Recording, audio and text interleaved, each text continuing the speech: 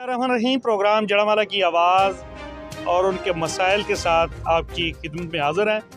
और आज हम जड़ावाला 1122 फायर ब्रिगेड के दफ्तर के बिल्कुल सामने खड़े हैं।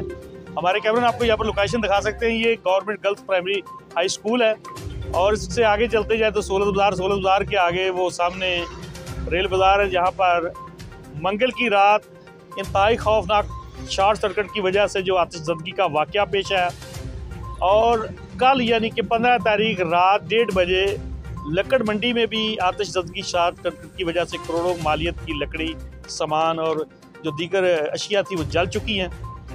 और ये जड़ावाला में सबसे बड़ी बदकिस्मती 16 अजला से बड़ी तहसील है, लेकिन बुनियादी सहूलियात का फुकदान और ख़ास तौर पर फायर ब्रिगेड की या पर फटीचर गाड़ियाँ जो हैं जिनका कहीं ऑपरेशनल ना होना, बर वक़्त लोगों को रेस्क्यू ना करना, लोगों को बर वक़्त फायर ना बुझाना इंतहाई तकलीफ मरला है।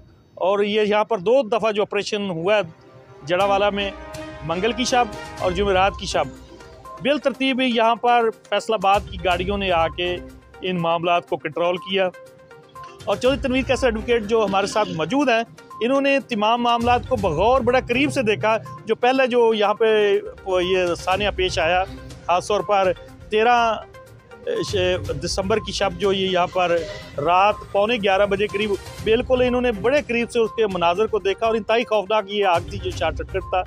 यहाँ पर उन्होंने बड़ी कमी कोताहियाँ जो महसूस की, इदारों का फंक्शनल ना होना, फाल ना होना, उनका किरदार जो है वो आवाम के लिए जो मायूस होता, उससे ये एक अदम तहफ़्फ़ुज़ की जो फ़िज़ा बन चुकी है।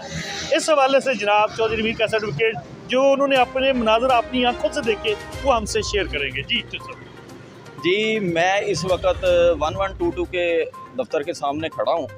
तो ये यहाँ पे खड़े होने का मकसद अदारों की तज़लील करना नहीं है। मैं अपने दफ्तर से जो है टाइम निकाल के आया हूँ। ये मुझे लेके आए हैं कि ये जो अदारों की सूरत हाल है इस पे जो है बताया जाए, इसका पस मंज़र पेश किया जाए। मैंने इन्हें कहा है कि हम वहाँ 1122 के ऑफ़िस के पास जो है फायर ब्रिगेड का जो ऑफ़िस है वहाँ जाके इस बात को कंटिन्यू करते हैं, इस बात को बताते हैं। यहाँ पे आने का मकसद सिर्फ़ अब इस वक्त ये है कि मैं आपको दिखाना चाहता हूँ कि ये जो रेस्क्यू फायर ब्रिगेड का 1122 का ऑफ़िस है जड़ावाला का, और इस जगह से जहाँ पे आग लगी है पाकिस्तानी गेट, वो कितना फासला है। तो अब आपको यहाँ से कैमरामैन दिखाएगा, सामने जो आपको दीवार नज़र आ रही होगी कैमरे पे, इसके साथ ही जो है वो पाकिस्तानी गेट है जहाँ पे जो है 2 दिन पहले आग लगी और आग भड़की, जिसमें दुकानें और जो है गरीब जो है लोगों की रेहड़ी बानों की वो जो है रेहड़ियाँ काफ़ी हद तक जल गई। अब ये मैं मामला, ये जो गुफ्तगू का सिलसिला है वहाँ पे जाके शुरू करूँगा। आप यहाँ पे सिर्फ ये चीज़ को नोट करें कि यहाँ पे जो 1122 का ऑफ़िस है और वहाँ जो है पाकिस्तानी गेट का फासला है वो कितना है। उसके बाद वहाँ पे जाके मैं आपको बात बताता हूँ। यहाँ तक थोड़ी सी हम आपसे वजाहत चाहेंगे।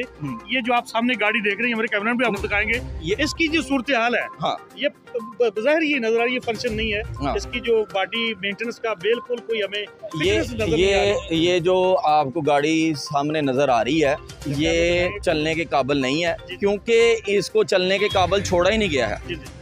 अदारे में लोग जो हैं, अदारे के जो वर्कर हैं, जो अदारे को चलाने वाले हैं, वही अदारों को खाते हैं पाकिस्तान के।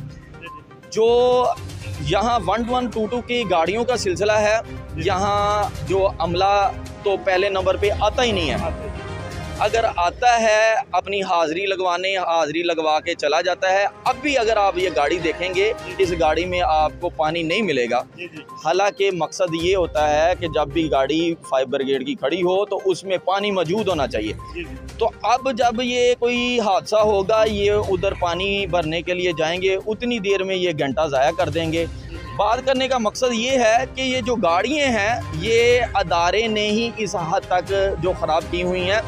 यहाँ तक कि जो अदारे के लोग हैं, जो अदारे के मुलाजमीन हैं, वो बैठे बैठाए जो है तनख्वाह लेते रहते हैं, पैसे लेते रहते हैं और जब उनको तनख्वाहों से पेट नहीं भरता तो वो जो गाड़ियों के पुर्जे हैं, जो गाड़ियों के औलाद हैं, वो बेच के वो जो है वो अपने गुजर बसर करते हैं। तो मेन मामला यहाँ पे रिश्वतखोरी का है। मैं आपको बताना चाहता हूँ, अगर इस फायर ब्रिगेड को किसी जो है नात के फंक्शन के लिए या फिर किसी फंक्शन के लिए बुलाया जाए तो उस वहाँ पे पानी गिराने के लिए ये भारी रकम जो है वसूल करते हैं। ये डिमांड करते हैं कि हमें जो है ख़र्चा लगाया जाए ताकि वहाँ पे हम पानी जाके गिराएंगे। अब जो ये सूरत हाल है गाड़ी की, और यहाँ पे और कोई चीज़ आपको नज़र नहीं आएगी। जो चीज़ एक गाड़ी नज़र आ रही है वो भी फंक्शनल नहीं है। तो फंक्शनल ना होने की वजह सिर्फ यही है कि अदारे की जो है काली बेड़े हैं, अदारे के जो मुलाजमीन हैं वो अदारे को खाते हैं। अगर आप इस बिल्डिंग की तरफ वीडियो करेंगे ना, कैमरा करेंगे, तो आपको पता चलेगा जो टफ टाइल लगी हुई है वो भी टूटी हुई है, ठीक है। अब इसमें आप अगर अंदर जाएं तो आपको कोई अमला नज़र नहीं आएगा, कोई भी बंदा ऐसा नज़र नहीं आएगा जो आपको वहाँ पे मौजूद मिले। यहाँ तक कि जो है फायर ब्रिगेड का ड्राइवर और दूसरे मामला जितने भी बंदे हैं वो कोई नज़र नहीं आएगा, क्योंकि वो दिन में भी सोए रहते हैं, रात में भी सोए रहते हैं। वो अपने घरों में जाके अयाशियाँ करते हैं, सिर्फ तनख्वाहखोरी करते हैं, तनख्वाह लेते हैं, तनख्वाह लेने के बाद वो जनाब अपने घरों में चले जाते हैं। तो ये जो जड़ांवाला को कल परसों लॉस हुआ, और मैंने इस बात पे आना नहीं था, यहाँ पे इस जगह पे नहीं आना था। मैं बहुत अफसोस के साथ कह रहा हूँ कि आज फिर एक वाक़या हुआ है लक्कड़ मंडी में, जहाँ पे 4 दुकानें जल गई हैं, 4 घर जल गए हैं, और बहुत सारी जो है वहाँ पे आरे हैं वहाँ वो जल गए हैं। आरों में वहाँ पे जो आरे में लकड़ी कटिंग होती है वो सारी की सारी जल गई है।